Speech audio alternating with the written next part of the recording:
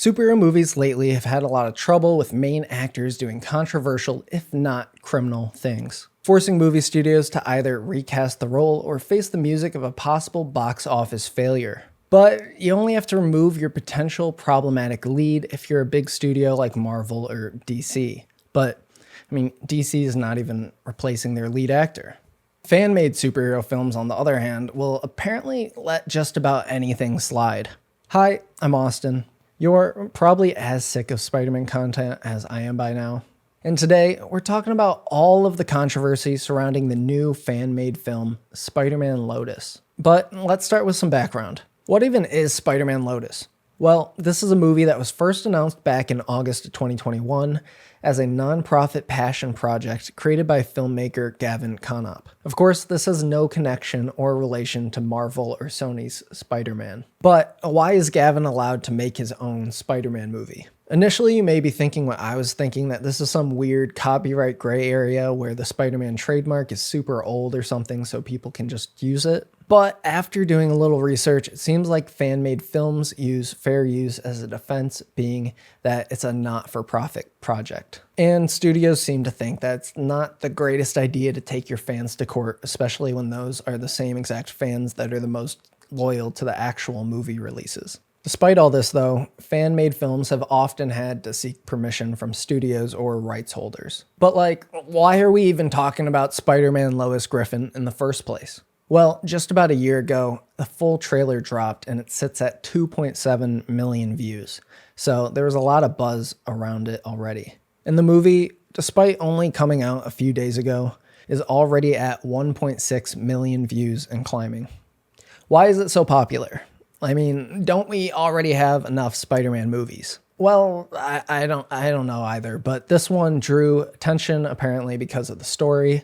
It was set shortly after the death of Gwen Stacy, and Peter Parker is considering hanging up his costume for good, but then he receives a letter from a sick child asking Spider-Man to visit him before he dies. The trailer got praise from comic readers who recognize the story as being inspired by the kid who collects Spider-Man in Amazing Spider-Man issue number 248. But enough of that nerd shit. Austin, just tell me all the drama. Skip all of the background and exposition. Just give me the main course. Well, let's get into it. Spider-Man Lotus wasn't on the Twitter trending page for no reason. But I do want to be upfront that this is not all drama and games. Some of the things people working on this movie allegedly participated in are highly illegal. That being said, let's start off. This is director-filmmaker Gavin Connaught. I don't know how to say his name. He's 19 years old. But that's not particularly where the controversy began. It all started with the lead actor playing Spider-Man, actually, Warden Wayne, who's currently 22 years old. This feels a bit more like a student film so far. But in June 2022, a Twitter user shared a series of screen captures showing racist comments made by Warden Wayne on his social media in DMs. And oh my god, we should probably lobotomize this kid. Although N-word looks like he bombs shit for fun. Here you go. That Mexican N-word. I commented, y'all ever make good and funny memes just to flex on blurred vision N-words? N-word was mean as hell, always saying a hard R and saying he had bitches. It's like, oh my god, how do you find a lead actor with this much controversy already? And he's like 22 years old. And before you think, oh, maybe those were faked or something, we can't really know for sure. Warden Wayne actually came out and responded by admitting all the comments were his. And remember, this was like a year ago. This came out because of the popularity of a fan-made movie trailer. The actual movie is still a year out at this point. But here's his response. It's still pinned to the top of his Twitter. Found out screenshots of things I've said in the past have been circling around Twitter. I'm not defending anything. I take full responsibility and hold myself accountable. But I am going to say that those messages are from several years ago when I was in high school. It's so funny seeing stuff like this happen to 22-year-olds because then they say stuff like, I'm not defending anything, but I am going to say those messages were from several years ago when they're just talking about like 4 years ago in high school. But let's look at his actual apology. I've been wanting to come forward about this for a long time. Please read. I'll sum up some of it for you. Years ago when I was in high school, I used to say terrible things. I used offensive language, often homophobic or racially insensitive, casually or in jokes. I'm sorry and I'm ashamed. I was raised in a homeschool conservative environment in a small town in Arkansas where I had to sneak around on other iPads and computers to use social media. Yeah, he's basically just doing the bit that is in the end of Tim Robinson's Honk If You're Horny sketch, where he's like, I was raised in a small town. We had to find ways to make fun. He basically says like his friend group encouraged bad habits, whatever. When I was finally able to leave the bubble I was in and find people with a more stable sense of morality, I was able to be told that the things I said were wrong, and I learned. I pushed to change. Okay, so regardless of if you think the apology was good enough or if he's even grown past saying the N-word in 4 years, this initial controversy began the classic anti-woke culture divide that is perpetrated by all the blue check people on Twitter, where people instantly had to start jumping on board with the racist Spider-Man in order to fight against the woke nonsense. And only to make it worse, immediately following the lead actor Warden Wayne's racist DMs coming out, the director Gavin Knopf's own racist DMs also came out. Since Warden Wayne's been exposed, I think it's a better time than ever to expose GJK Central, aka Gavin Knopf.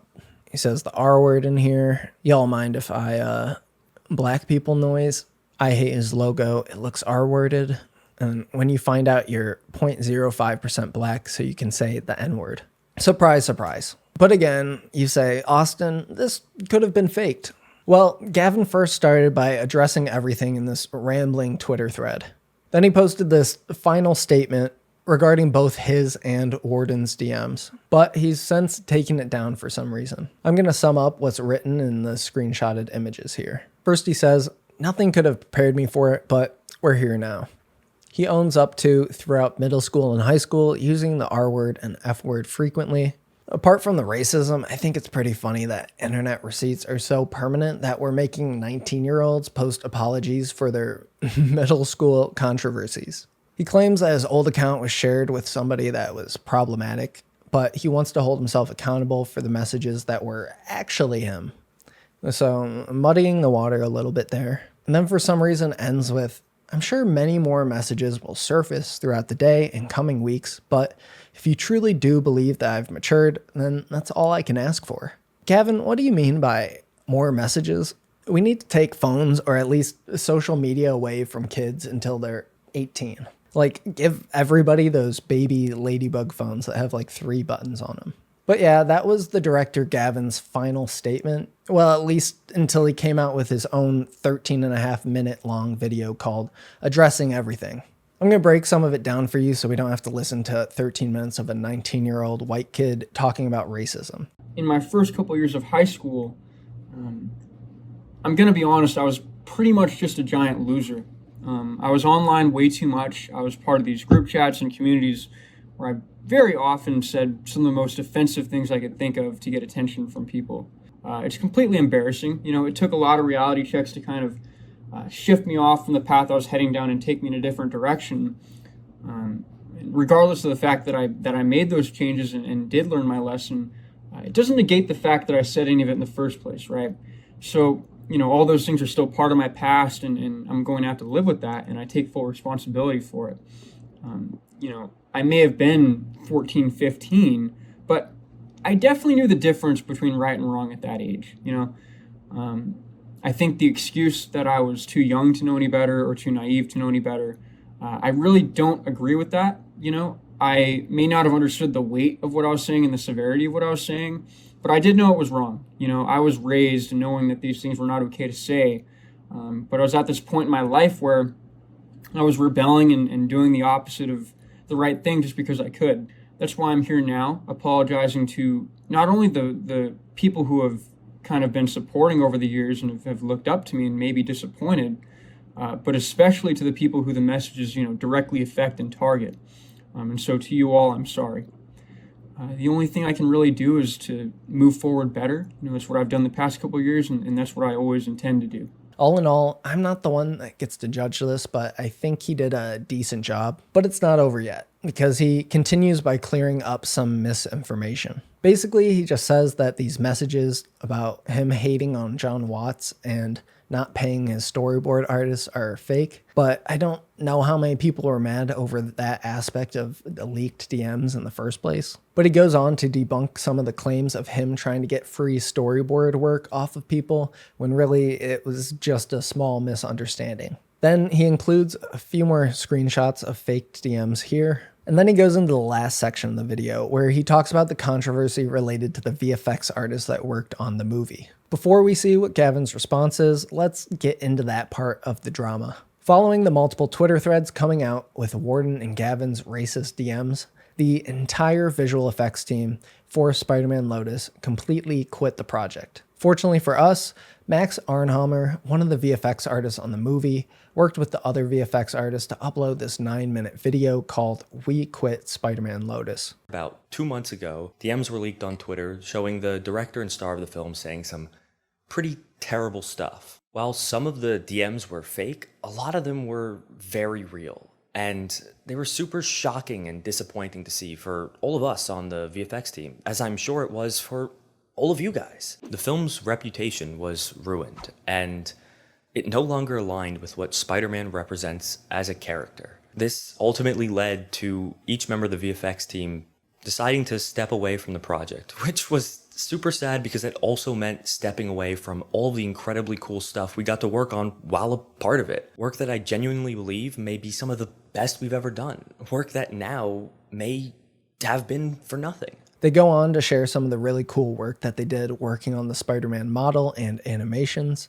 Then, here at the end, they correct the record on some misconceptions. They say there was a Twitter thread that went up earlier regarding the VFX team's experience, but it was posted by somebody that left the project months ago and was unintentionally responsible for spreading some misconceptions about the VFX work on the project. The person from the thread, which is now deleted, basically explains that their time working on the VFX for the movie felt disconnected. They blame Max Arnhammer's work for causing 40-hour crunch to finish the trailer, and say that Gavin, the director, stood by him despite subpar quality. Later adding that the pitfalls were mainly due to miscommunication and not malicious intent. But going back to the VFX team's response to this Twitter thread, 2 of the current VFX members were on the original team, and some of what the VFX thread shared was different from their experience. They say Gavin never pressured them to rush their work and even offered to push back the trailer release date if needed. Yes, there was a crunch, but it wasn't Gavin's fault. Max then says in regards to the previous VFX team, the only unprofessional experience he had was dealing with that specific VFX team. They say the entire time they worked on the project, they only received mass amounts of support and praise via messages from Gavin.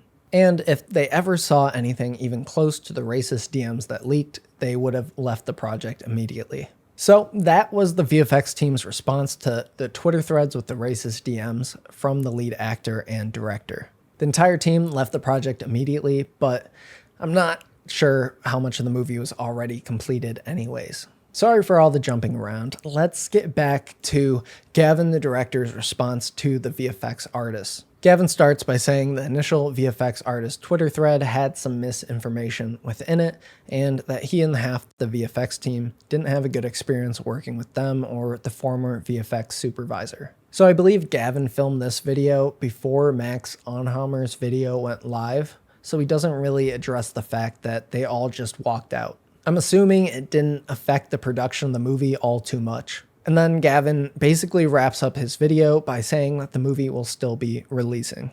Okay, so that was the director's apology. I don't think he's a bad kid. I think he's genuinely changed, probably due to getting out of the suburbs for college maybe. But come on, the lead actor and director both have documented pasts of using homophobic and racist language. Continuing to produce this movie is basically just ensuring it would become another piece of bad media that conservatives have to force themselves to consume just to fight woke propaganda. But I want to take a detour real quick. Since we're talking about superheroes, we definitely need an origin story. And this one focuses on the whistleblower of the racist Gavin DMs. One of the kids that started this whole thing and caused Gavin to post the apology video that we just watched shared his backstory on Twitter. This is Matt, a 15-year-old that met Gavin Knopp in early 2017. He was only 9 years old back then, and he looked up to Gavin more than anyone else because he finally found someone who loved comics like him. He was even going to help Matt create his own Spider-Man fan film. Maybe you can already see where this is going. Gavin told Matt he'd even write and edit the whole project. Eventually, though, Gavin started getting more followers and changed his name to GJK Central and started to ghost him. He had other friends, but nobody who understood him like Gavin. He said, "I wanted to be just like him. Having him drop me made me extremely upset. I found these messages from the last couple of years and got upset. I was too young to realize how problematic and toxic he was." And so Matt came out and exposed Gavin's racist DMs just to let people know that Gavin doesn't care about those who have been with him since the beginning. He says, "I was too scared to come forward because of how strong the Lotus fan base was. Every time his accounts would say something like that, it wasn't some admin. It was him. I'm disappointed in him for not taking full accountability and putting the blame on others." So that was Matt, a brave 15-year-old who called out Gavin for his past using racist language. Following that and Gavin's response video, just like Gavin predicted, even more screenshots came out. This time showing a screen recording of Gavin using anti-Asian language, referring to people as dog eaters. Jesus.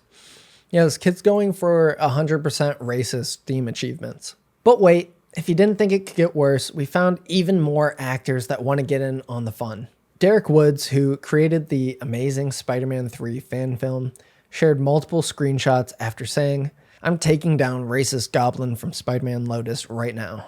In the first image, John Salandria, who's playing the Green Goblin in the Spider-Man Lotus fan film, is defending Gavin's use of the N-word by using the N-word himself. And this is a 29-year-old man. In the second image, he puts off any criticism of past racism by saying, "You really think stuff like this helps your cause?" Which I couldn't imagine what cause he's talking about. The cause of not saying the N-word? He goes on to say in the third image that using slang words makes you undervalued and unable to have a real conversation. In the fourth image, John says that it's the other person's grammar that shows how much value they have. Just old-timey racist stuff. Like, I'd expect this from a grandma telling a story about the good old days or some shit, but not from the Spider-Man fan film Goblin. Then, in the last image, it's just unbelievable. First, he says, "Your inability to have a real conversation makes you unable to have a real conversation." Like, that makes any fucking sense at all. And then he somehow actually says, "Dude, take the gangsta belt off for a second and just talk." Like, that's crazy. This guy is 29 years old. He's talking like he's a Fox News watcher. Okay, so no more racist DMs, hopefully. My brain's rotted enough by now.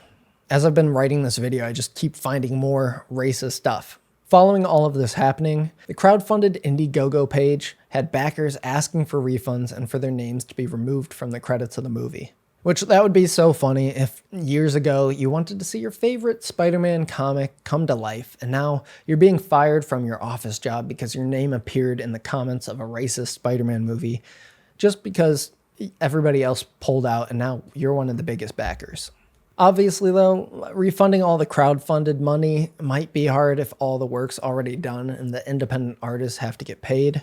But according to the comments on this Indiegogo page, it looks like they didn't even remove anybody's name at all that asked for it and just left them all in. So now there's a ton of people complaining that they donated money and their name is in the end of the credits for this Spider-Man movie that they don't support. And some of the people are complaining that they donated $50 and they didn't even get their items in the first place. Like the people that actually like the movie, which there's a few in here that are like, "Give me the Blu-ray."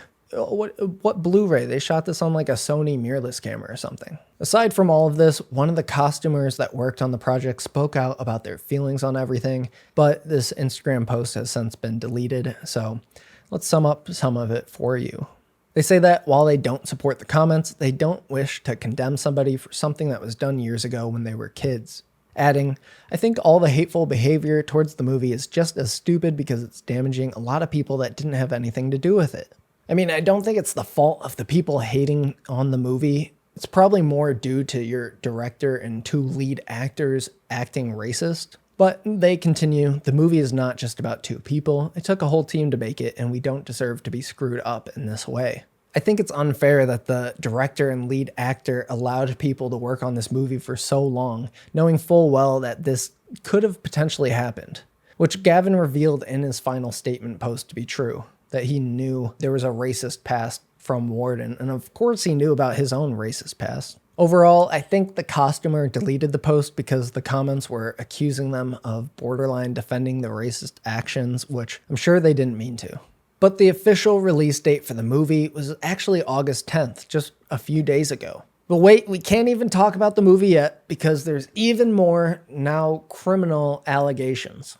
Twitter user NirvanaMindDX posted these allegations regarding John Salandria, who's playing the Green Goblin. We just talked about him. These screenshots from group messages allege that John has been grooming an underage student during the production and Gavin Knopp knew about it. They include 8 screenshots of multiple people on the production knowing about it and acknowledging that John has a history as a P-word. The account is now in private, so we have no way of seeing the second tweet besides this re-uploaded 480p video. So take those allegations with a grain of salt, but I think I found similar damning evidence against Gavin. These screenshots revealed that the director, Gavin Knopp, would talk shit behind the back of the supporting actress playing Gwen, named Mariah Brooklyn.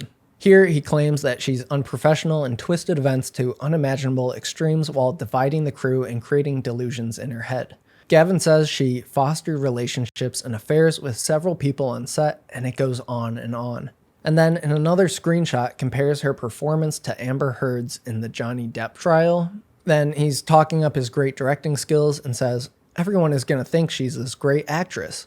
But as soon as she gets on a real set, so mostly just pretty shitty behavior. But what I do gather from this is that Gavin had a pretty good idea of who within the production team is having inappropriate relationships with who. I'm assuming that if any of the grooming allegations regarding John Salandria are real, Gavin would have definitely known about it happening. I found some more screenshots, but I can't tell exactly what they're saying besides another one from the group chat claiming that they can't discuss John Salandria because of legal issues. Another Twitter user claims that the situation will get worse within the next week or so, and it's not related to Gavin or the groomer or the story that will come out in a few days. So apparently there may be more, and if that's the case, I'll try to make a follow-up video to this. But Austin, what did people think about the movie? And you're right, we still haven't talked about the online response to this past Thursday's August 10th release. So let's dive in head first. They added the CGI Spider-Man Lotus penis. This is how I found out about the movie coming out. I'm not gonna lie.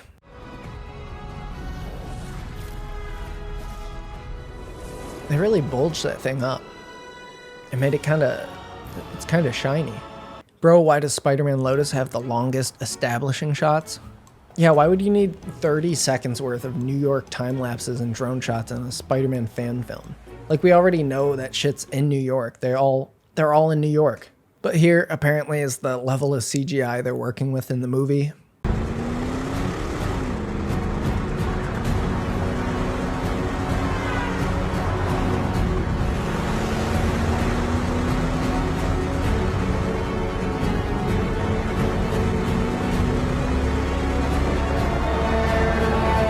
This shit looks like the first Incredibles movie. God, the Spider-Man Lotus wiki has no chill. When he's met by the news that a terminally ill child has requested to meet Spider-Man, Peter contemplates his decision to comfort him in his final days by wearing a symbolically Lotus-themed suit. It's all white and has a pointed hood at the top. I mean, apparently they also left in this racist joke about Chinese people too. Hey, what do you think of the Fu Manchu, huh? There's so much wrong with this movie. This is the IMDb page for Spider-Man Lotus. Peter Parker. Relax, Miles. It's just a word. Your people say it all the time. This person just posted the whole movie on Twitter. Here's what some people took away from watching the movie. Spider-Man Lotus is a perfect example of why I do not take "I can do this better" type of fan seriously in the slightest, because man, this some ass. Well said. Here's one Letterboxd review that gives an objective take on the movie. Putting aside the abhorrent comments from some of the film's creatives and judging Spider-Man Lotus on its own merits. The suit looks great, some of the action is choreographed and shot well, and some of the VFX look good. A lot of the VFX are bad, but I won't judge since it's a low-budget fan film. However, overall, this is poorly made, even for a fan film. It's overly long, poorly paced, and boring. Some of the acting is decent, but a lot of it was bad. The writing was repetitive and made the film meander. There was very poor direction as well, improper use of establishing shots, bad sound mixing, too many fades to black, a dependence on voiceover, etc. In conclusion, Gavin, you're not better than Jon Watts, Kevin Feige, or MCU Spider-Man. You don't have some profound and revelatory take on Spider-Man and his cast of characters, and you aren't the savior of the Spider-Man character. However, you did mark a milestone for the character. Congratulations, due to the length of your poorly made vanity project, you just made the worst feature-length Spider-Man movie in history. It was kind of mean at the end there. I think he believes some of Gavin's fake DMs about hating Jon Watts were real, and he's actually more mad about that instead of Gavin saying the N-word, which is classic film Twitter. But there you go. There's everything. I'm exhausted, but let's summarize it all real quick. We started with the lead actor, Warden Wayne, which is a cop name if I've ever heard one, being exposed for using the N-word and homophobic language in the past. He took responsibility and apologized, but then director Gavin Knopp was revealed to have the same issues, if not worse. Following this, the entire VFX team left the project. Indiegogo backers wanted their money back, and Gavin posted his 13-minute-long apology video called Addressing Everything. Since then, it was revealed that the supporting actor playing the Green Goblin, John Salandria, used the N-word recently when defending Gavin's use of it in a DM conversation. Not only that, but he used racist boomer stereotypes against black people to justify his defense. Following this, the movie released, and now criminal allegations are being spread that John Salandria was grooming an underage production member during filming, and Gavin Knopp knew about it. However, this aspect of the story is still developing, so it's going to require updates. And then on top of all of this, group messages then circulated revealing that the director, Gavin Knopp, was talking mad shit behind the back of the supporting actor playing Gwen, named Mariah Brooklyn. And all of this happened for what was apparently just a mid, if not bad movie. What do you think about everything? Did you actually watch the movie? Did I miss anything that I should include in a follow-up video? Let me know in the comments. If you made it to the end of the video, hit the like to help me grow the channel faster, please. And if you want more random internet drama news coverage, feel free to subscribe and send me stories on my TikTok, Instagram, or Twitter, and I'll check them out. And I'll see you in the next one. Peace. I need white noise to sleep. I need a sleep mask on me. I shoot my gun like pow pow pow. I shoot my shout like how are yow. Salmon's a superfood. Salmon's a superfood. You are just super rude. I took a super